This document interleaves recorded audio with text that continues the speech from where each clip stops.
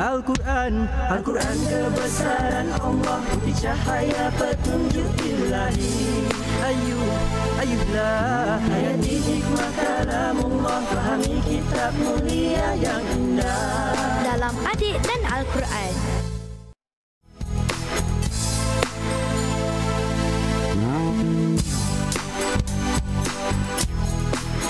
Saya Erdina. Untuk pengetahuan kawan-kawan, ayat terpendek di dalam Al-Quran adalah Nun. Saya Asma. Kawan-kawan nak tahu tak, jumlah basmalah dalam Al-Quran adalah sebanyak 144 kali.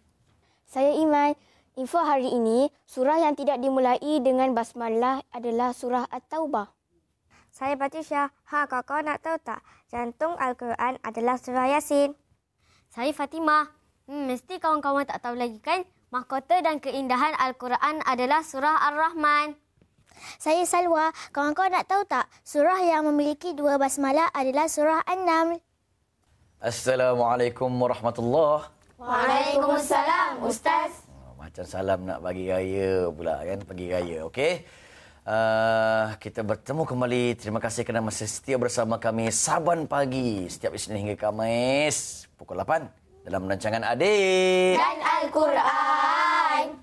Marilah sama-sama kita dengarkan adik-adik kita membaca ayat hafazan dia, surah An-Nisa. Hari ini insya-Allah kita akan pilih salah seorang daripada mereka ataupun 2 orang lah. Siapa yang nak pegang hidung? Goyangkan sikit. Ngong ngong ngong ngong. Ya Allah. Ya, dijemput adik Fatimah untuk mendengarkan bacaan. Silakan. Yang lain semak. A'udzu billahi minasyaitonir rajim. Bismillahirrahmanirrahim.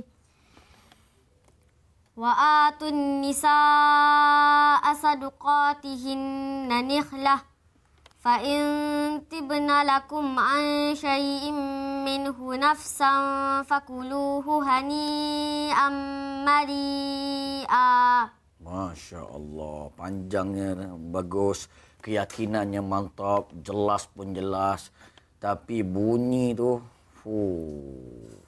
Melayu sikitlah. Ya, okey, fasaha ya. Jadinya, wa atun nisaa saduqatihin. Kan? So Fatimah Ustaz dah sebut dulu. Tak apa, tapi biasalah, Melayu mudah lupa, manusia mudah lupa, semua mudah lupa. Kita praktis selalu, jadi pastikan bunyi dia condong sikit Fatimah ya. Wa dengan wa atu. Biasa tak? Wa atun nisa nisa. Cuba wa atun nisa. Fatimah seorang. 1, 2 mula. Wa atun nisa. Kecilkan sikit. Jangan nisa. Cuba. Wa atun nisa. Terbaik. Bertambah comel bila sebut begitu. Ya, nampak ke perempuanannya. Ya, okey. Itu bacaan daripada Fatimah. 1, 2 mantap untuk beliau. 1, 2, 3. Mantap. InsyaAllah. Yang seterusnya kita bagi adik yang sebelah dia yang sedang menjeling kepada Ustaz. Ya. Nama dia Adik Salwa. Silakan. A'udzu billahi minasyaitonir rajim. Bismillahirrahmanirrahim.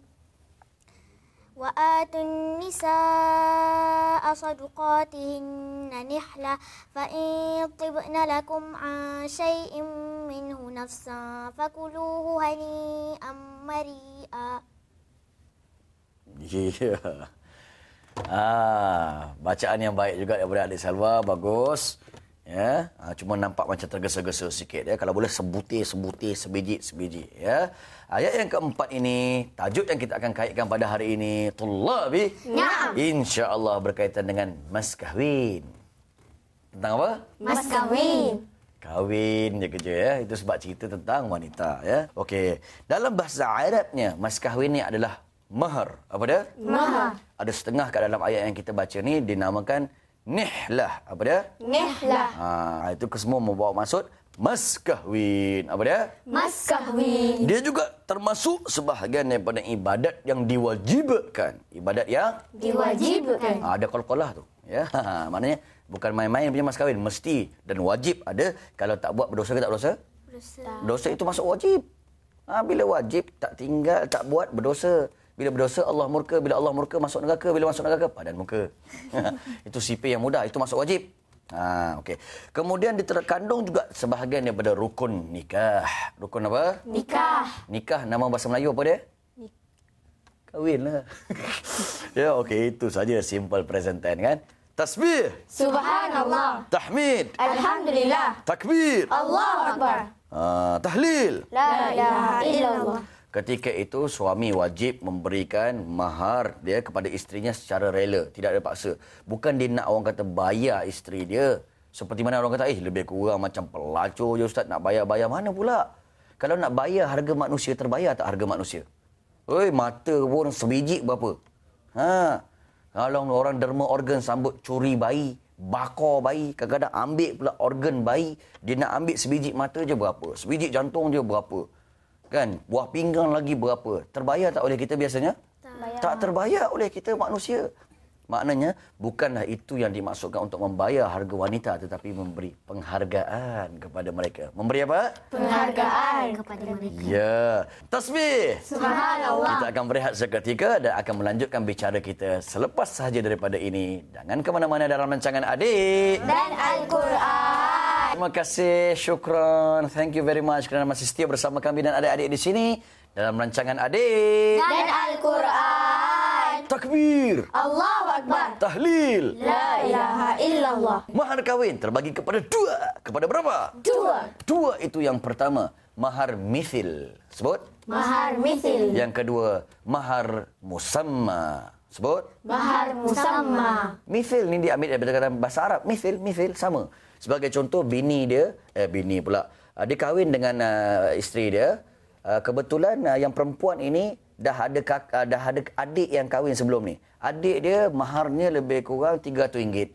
So si kakak ni yang kahwin baru, dia kata, okey, saya nak mahar misil lah macam si adik kahwin tadi, iaitu berapa tu ringgit? RM300. Itu dia nak makan mahar misil. Tak ada masalah. Yang penting persetujuan. Yang kedua adalah mahar musamma yang disebutkan tadi. Apa benda? Mahar yang dinilai berdasarkan keadaan, kedudukan atau ditentukan oleh perempuan ataupun walinya. Apa maksud wali? Bapak Apa dia? Bapak itu bahasa Jawanya bapaknya lah. Yang mewakili kepada anak perempuan dia, lelaki bapak dia dinamakan wali. Bukan wali yang terbang kan, atas udara yang boleh hilang jalan atas air. Bukan tu. Tullabi. Naam. Ustaz ada satu kisah. Nak dengar tak? Nak.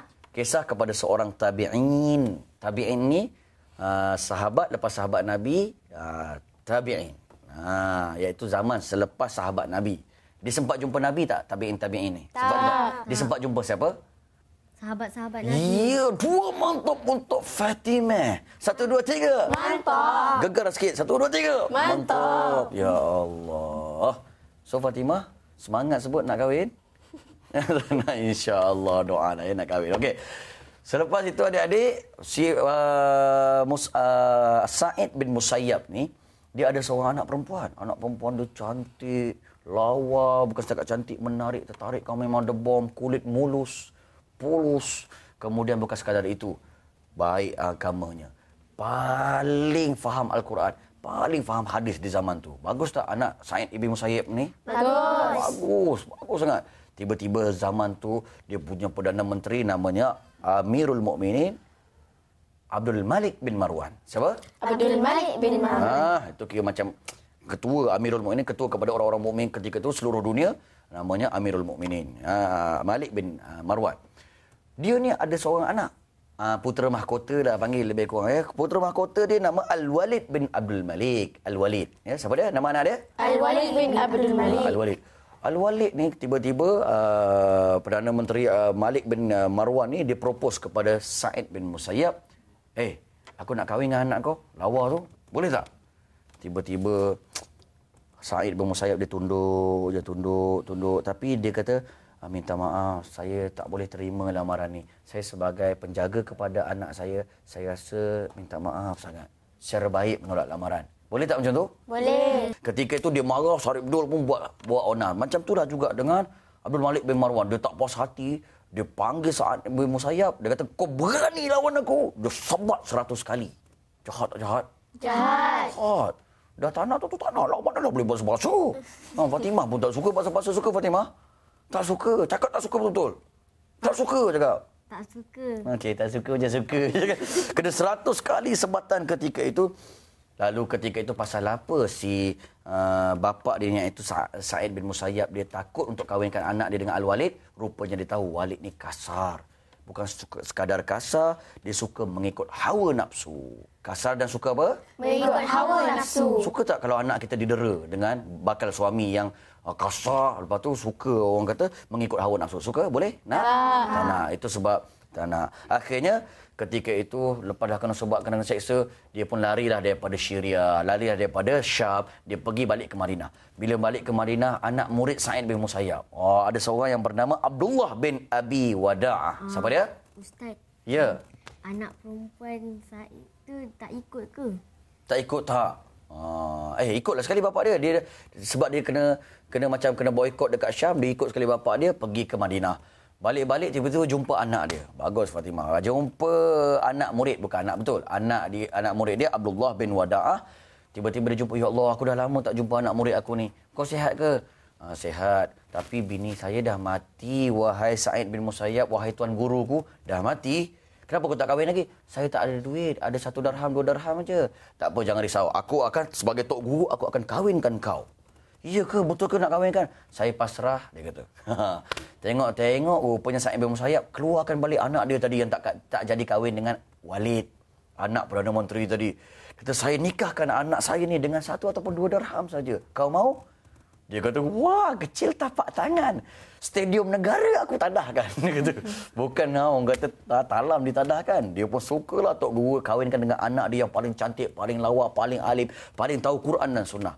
Akhirnya bila dia kahwinkan adik-adik, alhamdulillah ketika itu bahagialah kehidupan mereka, orang yang soleh dengan orang yang solehah. Tasbih! Subhanallah. Oleh sebab itu adik-adik yang rahmati Allah Subhanahu Wa Taala, moral of the story, mahar ini wajib untuk memuliakan wanita, untuk menunjukkan cinta dan kasih sayang kepada mereka. Tapi kalau dipulangkan balik, halal untuk memakannya. Kemudian menunjukkan kesungguhan lelaki ni nak melindungi wanita, bagi duit, bukan terbalik.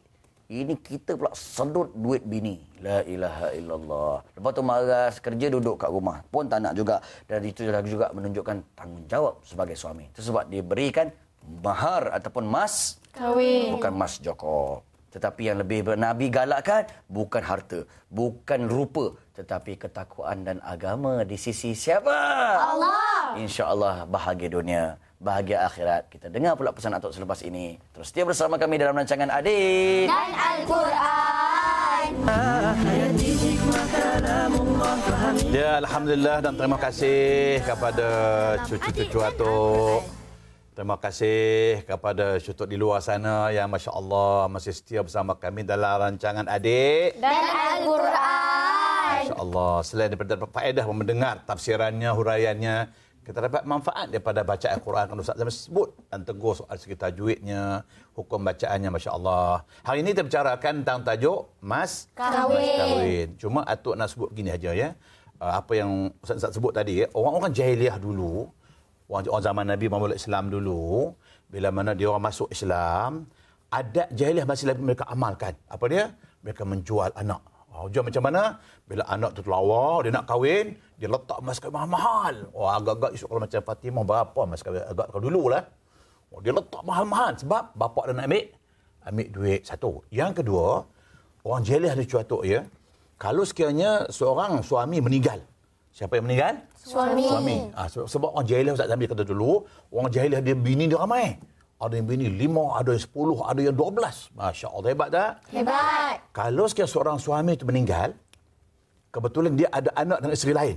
Anak dia dah umur dia 30 tahun, 35 tahun dia. Kalau bapak dia meninggal, ini mak tiri dia ni. Kalau dia pergi ke mak tiri dia, dia campak baju dia. Kalau dia campak baju dia, berarti mak tiri dia boleh kalau dia nak berkahwin. Boleh kalau dia tak nak kahwin, tetapi dia nak jual buat ini dengan mas kahwin yang mahal. Itu masyarakat apa? Jahiliah. Pasal dia nak jual orang tu, dia letak mahal. Maka datanglah Islam. Lalu Nabi kita Muhammad sallallahu alaihi wasallam, Nabi nak membatalkan ada jahiliah ini, mas kahwin jangan mahal-mahal sangat. Kalau boleh biarlah ringan dan tidak menyusahkan, sebab Nabi pernah mengahwinkan sahabat dengan hanya sebentuk cincin besi. Mas kahwinnya sebentuk cincin besi. Cincin besi berapa harga dia? Ada 1,000? Tak. Berapa sen je? Ada pernah Nabi kahwin sahabat dengan hanya bermas kahwinkan surah Qul Huwallahu Ahad. Ini maknanya sengaja Islam datang ini dua. Yang pertama sekali nak membatalkan adat jahiliah di mana mereka meletak mas kawin mahal sebab mereka nak apa? Nak duit. Atuk. Ya. Kalau mas kahwin tu nak hutang boleh tak? Fatimah tu yang mas kahwin nak hutang boleh tak? Sebenarnya memang boleh. Cuma Atuk kata sini, ingat ya, ingat. Orang jahiliah, dia letak mahkamah sebab dia nak apa? Nak duit. Datang Islam, bukan duit yang jadi ukuran. Satu. Dan yang keduanya, ingat Allah kata, mas kahwin itu untuk siapa? Untuk siapa? Isteri. Untuk perempuan yang berkahwin itu bukan untuk pak dia. Orang zaman jahiliah, bila mas kahwin untuk siapa? Bapak dia yang skor. Bapak yang bedal. Mas kahwin bukan menjadi syarat rukun nikah. Mas kahwin bukan rukun nikah. Rukun nikah ada berapa? Ada 5. Oh, lelaki, perempuan, wali, 2 saksi, ijab dan ada sebab mas kahwin tak? Tak ada. Dia bukan rukun, bukan syarat. Maka sebab itulah kita katakan, Fatimah kata, aku nikahkan di kau mat dengan sebulan dengan mas kahwinnya RM80 hutang. Mat pun jawab, aku terima nikahnya sebulan dengan mas kahwinnya RM80 hutang. Sah tak? Sah. Tetapi tak kalah RM80 pun hutang. Mana letak muka kita tu tak RM80 hutang juga. Maka sebab itulah kita katakan harus dan boleh, tetapi malulah kalau nak berhutang. Maka sebab itu kenapa ulama-ulama kata kalau seorang lelaki tak mampu kahwin, nak kahwin buat apa? Nabi pun sebut man istata'a minkumul ba'ah faltazawwaj. Barang siapa mampu nak kahwin, mampu segi material, mampu segi fizikal, baru boleh kahwin. Tiba-tiba nak masuk RM80 hutang. Tak main-main lah hutang ni. Tapi sah tak? Sah. Satu. Yang kedua, ingat, mas kahwin bukan untuk bapa. Untuk siapa? Perempuan. Untuk perempuan yang dikahwini itu. Kecuali kalau perempuan itu kata, Pak, nak ambil lah mas kahwin saya tak nak lah, Pak. Soal lain. Kita katakan mas kahwin, okey, ni hak saya. Jangan bapa ambil. Tapi hari ni Atuk tengok ada bapa yang ambil. Ingat, Atuk ulang lagi. Mas kahwin untuk siapa? Perempuan. Untuk perempuan itu. Malaikat sudah serah ke pak, itu soal lain. Tapi hari ni, so kita kata kahwin hari ni, mesti kita kata mas kahwin itu, Allah kata apa? Wa atun nisaa sadaqatina. Apa tinihlah? Pemberian yang wajib. Mesti kena bagi. Kalau tak bagi? Dosa. Salah. Perkahwinannya sah tak? Sah. Sah. Sebab dia bukan jadi rukun nikah. Yang penting kena bagi. Banyak mana nak bagi? Banyak mana? Itu terpulanglah pada keadaan. Kalau cucu Atuk pergi belah negeri Atuk sana, belah utara sana, mas kahwin tinggi. Di sini mas kahwin dia RM80. Ada tempat-tempat kahwin, mas kahwin dia RM12. Atuk. Ya. Kalau mas kahwin tak guna duit, tak boleh ke? Ya.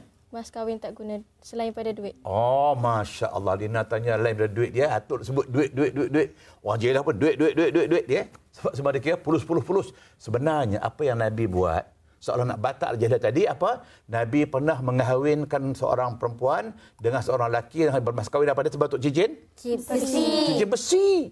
Ya Allah, boleh. Mana boleh ya Dina ya? Boleh bagi kereta sebuah. Boleh bagi, saya ada rumah kondo. Mas kahwinnya sebuah rumah kondo. Bernilai RM300,000. Boleh tak? Boleh. Mas kahwin dia saya ada ladang kelapa sawit 10 ekar. Mas kahwinnya 10 ekar ladang kelapa sawit. Boleh tak? Boleh. Semuanya boleh. Itu untuk siapa? Perempuan. Bukan untuk bapaknya. Ingat ya. Maka mas kahwin ini pertama sekali nak membatalkan adat jahiliah, iaitu jangan jual anak. Betul tak? Jangan jual anak. Kecuali kalau pihak lelaki merelakan. Tak apalah, saya nak kahwin dengan anak tuan, mas kahwinnya saya akan bagi sebuah kereta Mercedes. Untuk yang perempuan tu. Untuk kakak dia pula ataupun untuk adik dia pula misalnya. Kakak belum kahwin lagi. Saya nak bagi sebuah kereta Mercedes. Boleh tak? Boleh. Untuk bapak ada sebuah lori. Boleh tak? Boleh. Bapak pangguk, okey dapat lori lah, tapi dia dapat. Maka boleh mas kahwin, tak mesti apa dia? Duit. Boleh dengan kereta ke, tanah ke, geran apa, saham semua. Yang penting pemberian wajib kepada perempuan. Kita dikatakan wa atun nisaa sadaqatihinna nihlah. Ya, okey. Faham ya? InsyaAllah. Yang bertemu lagi di sini akan datang dalam rancangan Adik Dan Al-Quran. Saya ingat itu. Assalamualaikum. Sekian. Assalamualaikum warahmatullahi wabarakatuh. Berjumpa lagi. Bye.